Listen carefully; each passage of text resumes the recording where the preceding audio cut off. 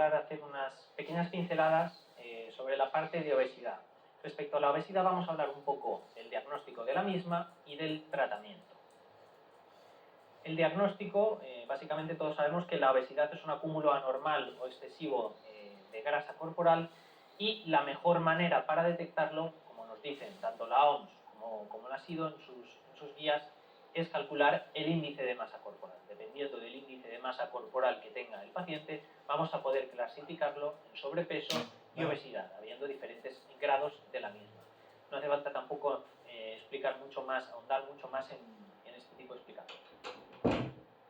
Lo que sí que creo que conviene repasar un poco es el tratamiento actual de la obesidad. Básicamente, la obesidad tenemos como objetivo principal, lo que se ha visto como que debe ser nuestro objetivo a la hora de tratar la obesidad, es disminuir el peso del paciente. ¿Pero cuánto disminuimos el peso? La búsqueda, básicamente, es intentar lograr más del 10%. No hace falta que sea tampoco un exceso de descenso de peso, sino que buscamos algo más bien realista. Intentar conseguir que logre el 10% y sobre todo, si puede ser más, evidentemente mejor, sobre todo que este descenso se pueda mantener en el tiempo. Esto es lo que se ha visto que tiene un mayor beneficio a nivel cardiovascular el paciente, ¿de acuerdo? Sabiendo esto, tenemos que acordarnos que existen tres tipos de escalones terapéuticos para la obesidad. Por un lado, el primer escalón, lo conocemos todos, es la dieta y es el ejercicio. Dieta, ¿qué tipo de dieta? Dieta variada, es la dieta mediterránea. Y hipocalórica. ¿Hipocalórica para qué? Para intentar disminuir el peso del paciente. Dieta variada, todos la conocemos. ¿Qué ocurre con las dietas milagro? Las dietas milagro no están recomendadas. ¿Por qué las dietas milagro no se recomiendan? Las dietas milagro están muy bien en un momento inicial porque se pierden grandes cantidades de peso en muy poco tiempo, pero ¿cuál es el problema? Que son dietas muy estrictas, dietas que son muy difíciles de mantener en el tiempo. Y como hemos dicho, el objetivo es lograr que ese paciente mantenga el bajo peso, ese descenso de peso, el mayor tiempo posible, que todos estos tratamientos dietéticos, de ejercicio, medidas higiénico-dietéticas sean mantenidas en el tiempo.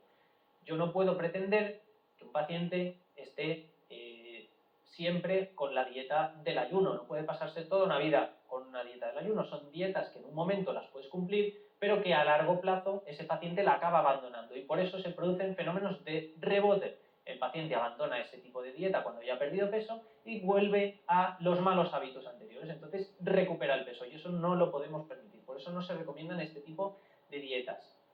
Evidentemente, el ejercicio es otro pilar fundamental. El ejercicio, como todos sabemos, debe estar adaptado a las características del paciente y si el paciente nunca ha hecho previamente ejercicio, que es un paciente muy sedentario, muy obeso, que incluso tiene factores de riesgo de otros factores de riesgo cardiovascular, pues conviene hacerle una revisión completa, incluido con electrocardiograma. ¿Qué tipo de ejercicio se recomienda? Pues se recomienda como mínimo 30 minutos al día de ejercicio intenso. ¿De qué intensidad? Moderada, alta. Moderada, alta. 30 minutos al día como mínimo. Y se debería cumplir al menos 5 veces al día. Y evidentemente tiene que estar adaptado a las características del paciente. No puedo exigirle lo mismo a un paciente anciano que a un paciente joven. Si no conseguimos nuestro objetivo, con esto ya tenemos que pasar al segundo escalón. Y el segundo escalón son los fármacos. Recordemos las indicaciones de los mismos. Tienen que ser en pacientes obesos, es decir, que tengan una obesidad mayor de 30 o en pacientes con un sobrepeso grado 2 que tengan comorbilidades, es decir, pacientes con un IMC de 27-30 pero que tengan otras comorbilidades asociadas.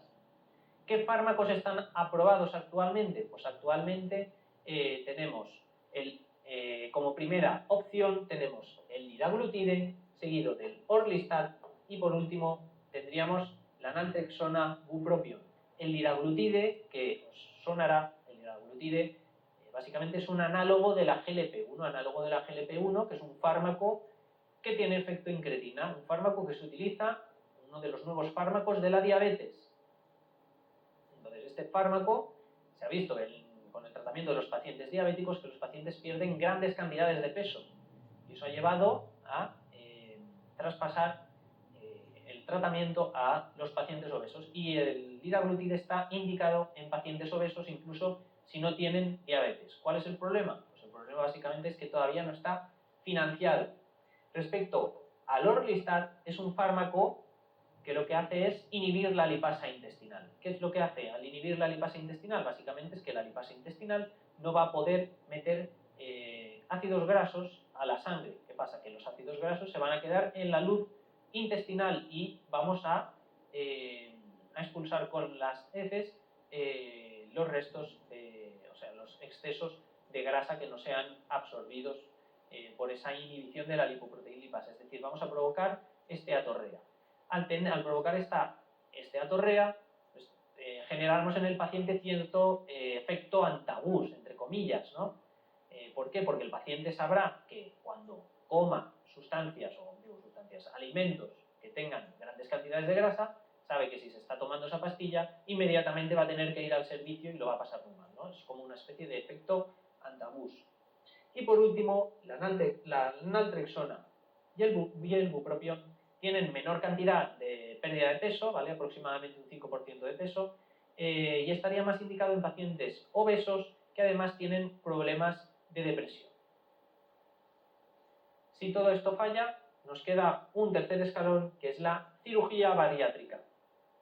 Y para poder nosotros aplicar la cirugía bariátrica tenemos que tener una serie de características en nuestro paciente. Tiene que ser una obesidad mayor a grado 3, es decir, con un IMC mayor de 40, o bien una obesidad grado 2 con comorbilidades, es decir, pacientes con un IMC de 35-40 que tengan otras comorbilidades asociadas.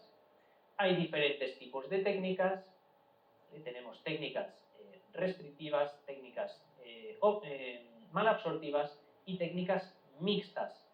Hasta hace bien poco había una técnica que sigue siendo el gold estándar hasta que dentro de poco deje de serlo, ¿vale? Porque dentro de poco lo dejará de ser.